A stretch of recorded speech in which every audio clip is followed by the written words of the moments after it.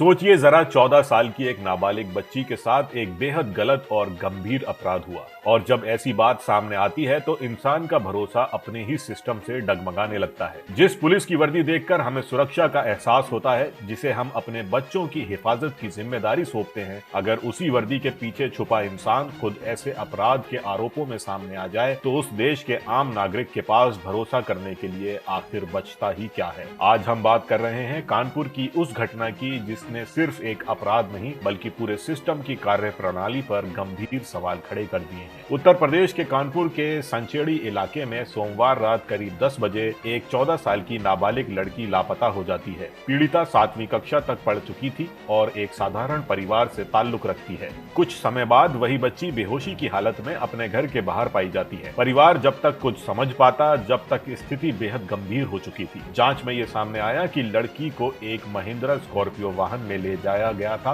और उसके साथ गंभीर आपराधिक कृत्य किया गया, जिसके बाद उसे घर के बाहर फेंक दिया गया। जांच आगे बढ़ने पर जो तथ्य सामने आए उन्होंने पूरे पुलिस तंत्र को झकझोर दिया। इस मामले की एफआईआर में एक स्थानीय यूट्यूबर शिव बरन यादव और एक police sub inspector Amit Kumar Maurya का नाम दर्ज किया गया है। यूट्यूबर को गिरफ्तार कर लिया गया है जबकि सब इंस्पेक्टर अमित कुमार मौर्य फिलहाल फरार बताया जा रहा है और उसे पकड़ने के लिए कई पुलिस टीमें गठित की गई हैं। सबसे चौंकाने वाली बात यह है कि जिस स्कॉर्पियो वाहन का इस्तेमाल कथित तौर पर घटना में हुआ वो उसी पुलिस अधिकारी के नाम रजिस्टर्ड बताया जा रहा है। जांच में यह भी पाया गया है कि अमित कुमार मौर्य की आधिकारिक तैनाती बिठूर थाने में थी, लेकिन घटना के समय वे संचेड़ी क्षेत्र में मौजूद था। ये तथ्य कई गंभीर सवाल खड़े करता है कि वो वहां किस उद्देश्य से मौजूद था और क्या ये सब पहले से योजनाबद्ध था। इन्हीं बिंदुओं को लेकर अब पुलिस विभाग के भीतर भी जवाबदेही तय की जा रही है। पीड़िता के परिवार ने आरोप लगाया है कि जब वो शुरुआत में पुलिस के पास गए और उन्होंने एक पुलिसकर्मी की भूमिका की बात कही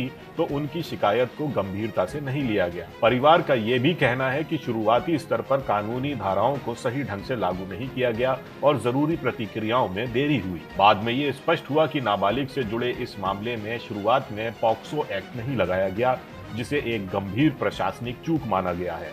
इसी लापरवाही और तथ्यों को सही ढंग से दर्ज न करने के आरोप में संचेड़ी थाना प्रभारी विक्रम सिंह को निलंबित कर दिया गया।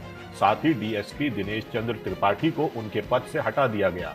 मामले की गंभीरता को देखते हुए अब जांच अतिरिक्त डीएसपी स्तर के अधिकारी को सौंप दी गई है और थाने में नया प्रभारी नियुक्त किया गया है। ये मामला केवल प्रशासनिक स्तर तक सीमित नहीं रहा, राजनीतिक और सामाजिक स्तर पर भी इसकी तीखी प्रतिक्रियाएं देखने को मिली। पूर्व सीपीआई सांसद सुभाषिनी अली ने पुलिस कमिश्नर से मुलाकात कर महिलाओं और बच्चों की सुरक्षा को लेकर चिंता जताई और निष्पक्ष जांच की मांग की। उनका कहना था कि जब तक दोषियों पर सख्त कार्रवाई नहीं होती तब तक ऐसे मामलों में लोगों का भरोसा व्यवस्था से उठता रहेगा। पुलिस कमिश्नर रघुवीर लाल ने कहा है कि इस पूरे मामले की जांच पूरी पारदर्शिता के साथ की जा रही है और जो भी दोषी पाया जाएगा उसके खिलाफ कानून के अनुसार सख्त कार्रवाई की जाएगी। लेकिन इस घटना ने एक बड़ा सवाल छोड़ दिया है कि जब कानून की रक्षा करने वाले ही संदेह के घेरे में आ जाएं, तो एक आम नागरिक न्याय के लिए किस पर भरोसा करे। आज ये मामला एक बच्ची से जुड़ा है, कल कोई और हो सकता है। इसलिए ये कहानी सिर्फ देखने या सुनने के लिए नहीं है बल्कि सोचने और सवाल उठाने के लिए है, क्योंकि अगर समाज में चुप रहा जाता है तो ऐसी घटनाओं को रोक पाना और भी मुश्किल हो जाता है। अगर आप चाहते हैं कि दोषियों को सजा मिले, सिस्टम जवाबदेह बने और ऐसी दरिंदगी दोबारा ना हो तो इस वीडियो को शेयर करें, क्योंकि खामोशी भी अपराध को बढ़ावा देती है।